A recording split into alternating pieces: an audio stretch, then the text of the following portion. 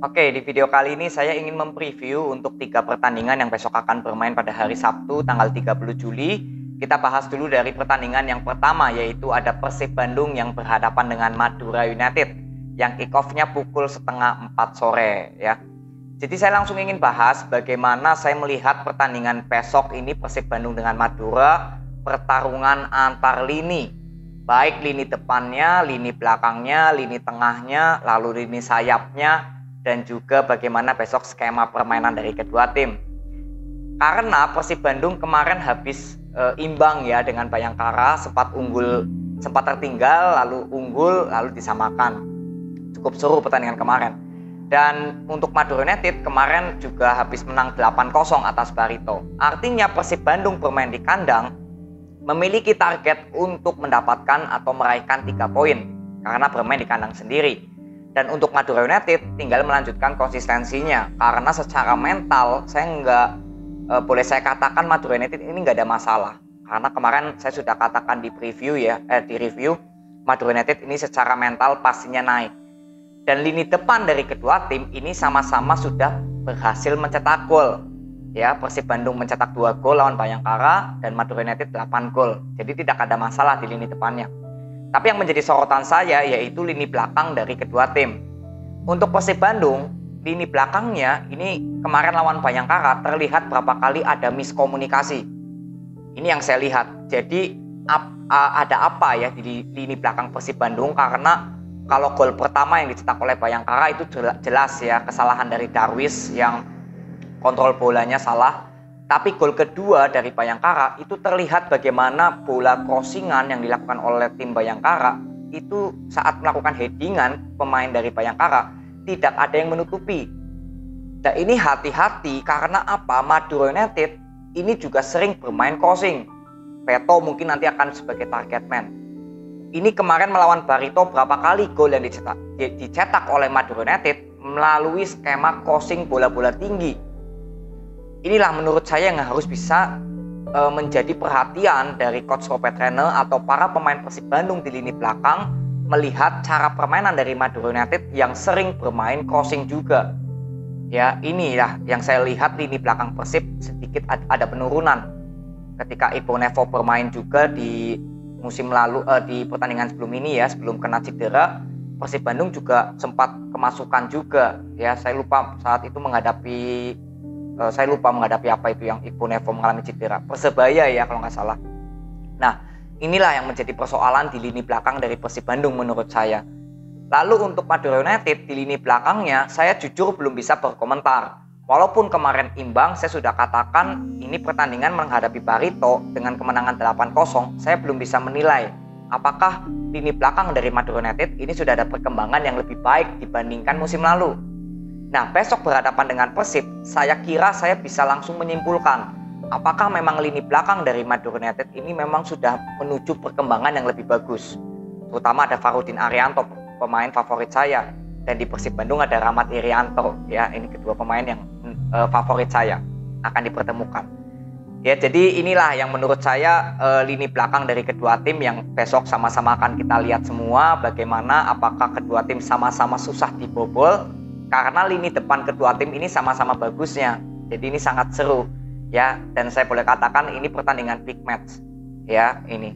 Jadi kita akan lihat besok dari lini serang, lini belakang dari Persib Bandung dan Madura United, dan juga tentunya lini sayap, karena lini sayap ini berapa kali juga menjadi skema permainan dari kedua tim, mengandalkan skill individu, mengandalkan permainan crossing dari sayap. Ini akan terlihat.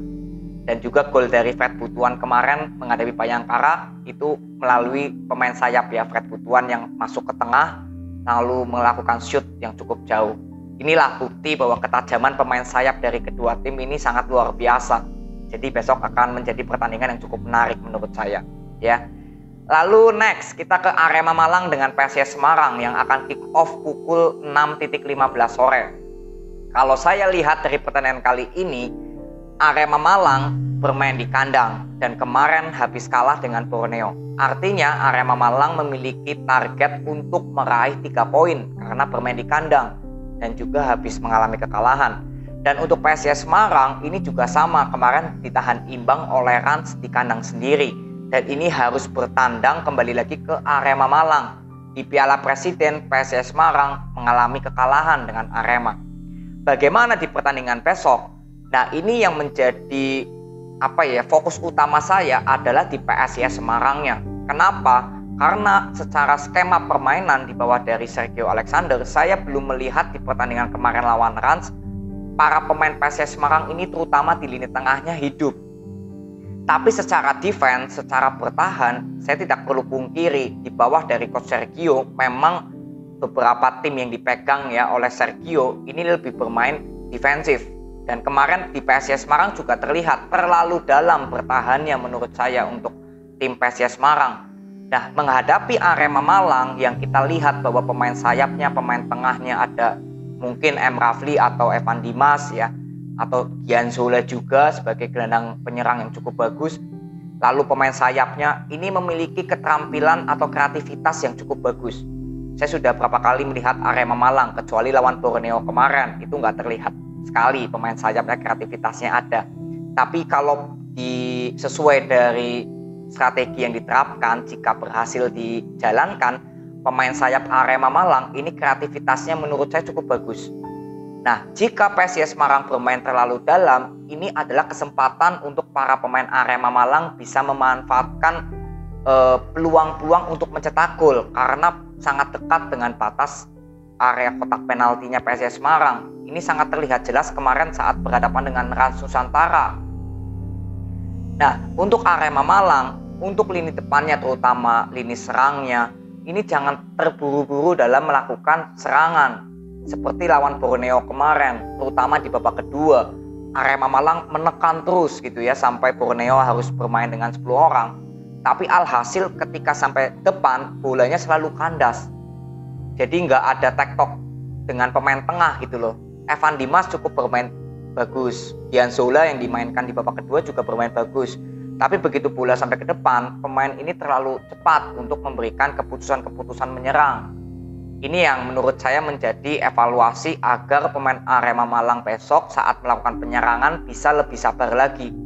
Ya, dan secara pertahanan walaupun kemarin kalah dengan kemasukan ya 3 gol dari Borneo, tapi pertandingan kemarin kekalahan atas Borneo kemarin, saya belum bisa menyimpulkan bahwa pertahanan Arema ini jelek. Enggak, saya enggak bisa menyimpulkan seperti itu. Tetap saya katakan back atau pertahanan dari Arema Malang ini tetap kuat.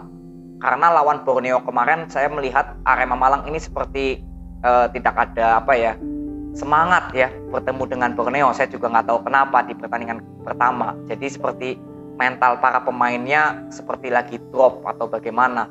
Karena Jonat Alvarisi lalu Rizky Dwi ini juga terlihat beberapa kali saat melakukan overlap selalu gagal ya. Jadi lagi ngedrop lah menurut saya.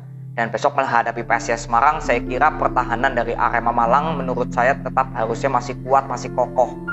Ya, jadi tinggal kita lihat kreativitas dari para pemain PSIS Semarang terutama saat melakukan penyerangan. Ini juga semoga tidak buru-buru dan terutama dari Coach Sergio Alexander bisa memberikan skema permainan dari PSIS Semarang yang jelas. Karakteristik yang jelas bagaimana saat melakukan penyerangan ini bisa terstruktur lebih baik. Karena lawan Rans kemarin jelas tidak terlihat sama sekali permainan yang terstruktur, terorganisasi. Ya, inilah yang saya ingin fokus kepada para pemain dari PSIS Semarang saat melakukan penyerangan dan juga bagaimana saat melakukan pertahanan. Dan untuk Arema Malang tinggal bagaimana lini serangnya bisa mencetak gol agar memenuhi syarat mendapatkan 3 poin. Ya, jadi pertandingan besok juga menurut saya big match, pertandingan yang cukup seru karena kedua tim sama-sama belum meraih 3 poin di pertandingan pertamanya. Ya, jadi kita akan lihat pertandingan besok. Lalu next ya, ini bersamaan juga bermainnya dengan Arema dan PSIS Semarang, ada Barito Putra dengan Borneo. Jadi mungkin saya akan melihat Barito Putra dengan Borneo di tayangan ulangnya ya di video.com secara penuh. Jadi kalau yang saya lihat untuk preview kali ini, Barito Putra secara psikologinya, karena kemarin habis mengalami kekalahan cukup banyak dengan Madura, apakah besok para pemain dari Barito Putra sudah ada move on ya, keluar dari tekanan atau bayang-bayang kekalahan kemarin.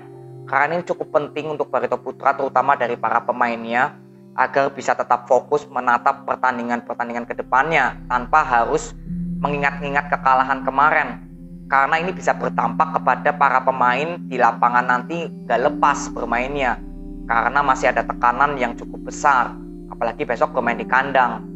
Ya, semoga supporter dari Barito Putra bisa memberikan semangat lebih lagi untuk para pemainnya agar motivasi dari para pemain Barito Putra ini bisa terbentuk. Karena ini sangat penting menurut saya, bagian yang cukup penting dalam permainan sepak bola, yaitu tekanan dari para pemain-pemain yang dimiliki dari Barito Putra bisa move on, keluar dari tekanan. Ya, jadi untuk lini serang dari Barito Putra, tetap saya katakan ini Barito Putra untuk kualitas pemain lini depannya bagus. Jadi sebenarnya untuk menghadapi Borneo besok, kalau melihat dari kualitas pemainnya ya di lini depannya, ini sama-sama seimbang menurut saya, sama-sama bagusnya. Tinggal skema strategi dari pelatihnya kedua tim ini bagaimana besok, terutama dari Barito Putra. Saya ingin melihat besok bagaimana permainan Barito Putra di bawah dari pelatihnya yang kemarin habis mengalami kekalahan yang cukup besar ya. Semoga skema permainan Barito Putra terus memberikan perkembangan yang lebih baik lagi. Lalu untuk Borneo, untuk lini serang, lini belakang ini menurut saya nggak ada masalah, karena kemarin lawan Arema Malang terlihat walaupun bermain dengan 10 orang, tapi permainan dari Borneo ini lini serangnya selalu efektif menurut saya. Memang berapa kali ada terkesan terburu-buru ya kemarin lawan Arema saat sudah unggul 2-0 memang. Tapi kalau untuk Borneo sejatinya gitu ya, kalau saya lihat ini permainannya efektif. Bola sayapnya bagus, pemain-pemain tengahnya juga cukup bagus. Jadi menurut saya untuk Borneo ini secara permainannya, lini sayap, lini tengah ini nggak ada masalah, dan juga lini belakangnya semuanya bagus dan merata. Tinggal melanjutkan konsistensinya aja menurut saya untuk Borneo bisa mencetak gol menghadapi Barito. Karena kalau dari kualitas pemain dan skema permainan, Borneo sebenarnya nggak ada masalah. Terutama mental juga, kemarin habis menang 3-0 atas Arema ya pasti mentalnya naik ya. Jadi tinggal mencetak gol aja menghadapi Barito Putra. Itulah konsistensi dari Borneo yang saya ingin lihat. Jadi ini aja preview yang saya bisa bahas untuk 3 pertandingan yang besok bermain. Semoga ini bisa bermanfaat untuk kalian semua dan menjadi evaluasi untuk kita semua, agar ketiga tim yang besok bermain bisa kita lihat sama-sama bagaimana sesuai preview ini enggak gitu ya. Jadi terima kasih, nanti kita ketemu di video review untuk 3 pertandingan yang besok bermain. Nanti saya akan upload di hari Minggunya. Jadi terima kasih yang sudah nonton sampai akhir. Respect buat kalian. Nanti kita ketemu di video berikutnya. See you.